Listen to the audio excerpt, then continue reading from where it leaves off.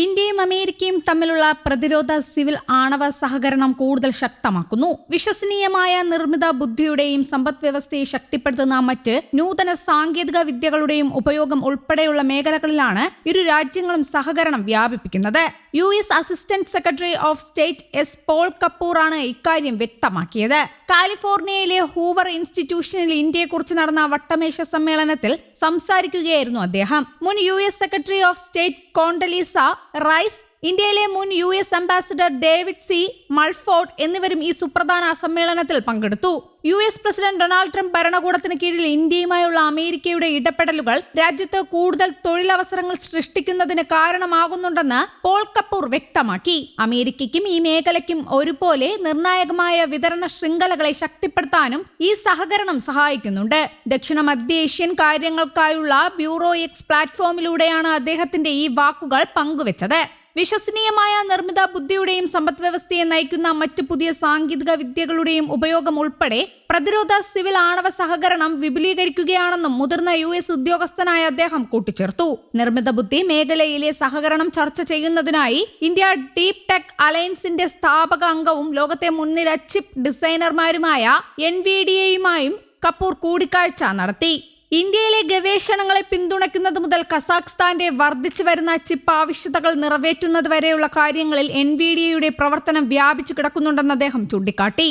കസാഖ്സ്ഥാന്റെ വടക്കൻ മേഖലയിലുള്ള പുതിയ ഡാറ്റാ സെന്റർ ഹബ് ഉൾപ്പെടെയുള്ള കാര്യങ്ങളും ഇതിൽ ഉൾപ്പെടുന്നുണ്ട്. കര, നാവിക, വ്യോമ, ബഹിരാകാശ, സൈബർ സ്പേസ് ഉൾപ്പെടെയുള്ള എല്ലാ മേഖലകളിലും പരസ്പര പ്രവർത്തനക്ഷമത ശക്തിപ്പെടുത്തുന്നതിനായി കഴിഞ്ഞ വർഷം ഇന്ത്യയും അമേരിക്കയും ഒരു പ്രധാന പ്രതിരോധ പങ്കാളിത്ത ചട്ടക്കൂടിൽ ഒപ്പുവെച്ചിരുന്നു. 2002 മുതൽ അമേരിക്കയിൽ നിന്ന് നിരവധി പ്രതിരോധ ഉപകരണങ്ങളാണ് ഇന്ത്യ സ്വന്തമാക്കിയിട്ടുള്ളത്.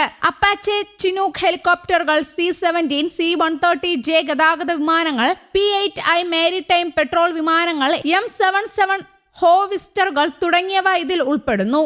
ഇരു രാജ്യങ്ങളും തമ്മിലുള്ള പ്രതിരോധ ബന്ധം കൂടുതൽ ദൃഢമാക്കുന്നതിന്റെ ഭാഗമായാണ് ഈ നീക്കങ്ങൾ. ഇൻഡോ പസഫിക് മേഖലയിലെ സുരക്ഷ ഉറപ്പാക്കുന്നതിലും ഇരു രാജ്യങ്ങളും തമ്മിലുള്ള സഹകരണം നിർണായകമാണ്. ഇന്ത്യയിലെ സിവിൽ ആണവ മേഖലയിൽ സഹകരണ സാധ്യതകൾ തേടാൻ അമേരിക്കൻ ആണവോർജ കമ്പനികൾ താൽപര്യം പ്രകടിപ്പിക്കുന്നതായി റിപ്പോർട്ടുണ്ട്. ഈ വർഷം ആദ്യം ഇന്ത്യയിൽ ആണവ മേഖലയിലെ ബാധ്യതാ നിയമങ്ങളിൽ ഇളവ് വരുത്തിയതിനു പിന്നാലെ പ്രമുഖ ആണവ വ്യവസായ മേധാവികൾ ഉൾപ്പെട്ട പ്രതിനിധി സംഘം ഇന്ത്യ സന്ദർശിച്ച് സ്വകാര്യ മേഖലയുമായുള്ള സഹകരണ സാധ്യതകൾ ചർച്ച ചെയ്തിരുന്നു. അതേസമയം ഇന്ത്യയും അമേരിക്കയും തമ്മിലുള്ള ഉഭയകക്ഷി വ്യാപാര കരാറിന്മേലുള്ള ചർച്ചകൾ പുരോഗമിക്കുകയാണ്. ഇറക്കുമതി തീരുവ, കാർഷിക ഉൽപ്പന്നങ്ങൾ, ഊർജ്ജ ഇറക്കുമതി തുടങ്ങി പ്രധാന വിഷയങ്ങളിൽ ഊന്നിയാണ് ചർച്ചകൾ എത്രയും വേഗത്തിൽ പൂർത്തിയാക്കാനും കരാറിൽ എത്തിച്ചേരാനുമുള്ള ശ്രമങ്ങൾ പുരോഗമിക്കുകയാണെന്ന് കേന്ദ്ര വാണിജ്യ മന്ത്രാലയം അറിയിച്ചു. US ട്രേഡ് റെപ്രസെന്റേറ്റീവുമായി ഇന്ത്യ നടത്തിയ നിരന്തര ചർച്ചകളുടെ ഫലമായി ഇന്ത്യൻ ഉൽപ്പന്നങ്ങൾക്ക് മേലുള്ള തീരുവ കുറഞ്ഞ നിരക്കിലെത്തിക്കാനും തീരുമാനമായിരുന്നു. വ്യാപാര കരാറിന്റെ അടിസ്ഥാനത്തിൽ അമേരിക്കയിൽ നിന്ന് ഇന്ത്യയിലേക്ക് കാർഷിക ഉൽപ്പന്നങ്ങൾ കൂടുതലായി ഇറക്കുമതി ചെയ്യുമെന്നും പറയപ്പെടുന്നു.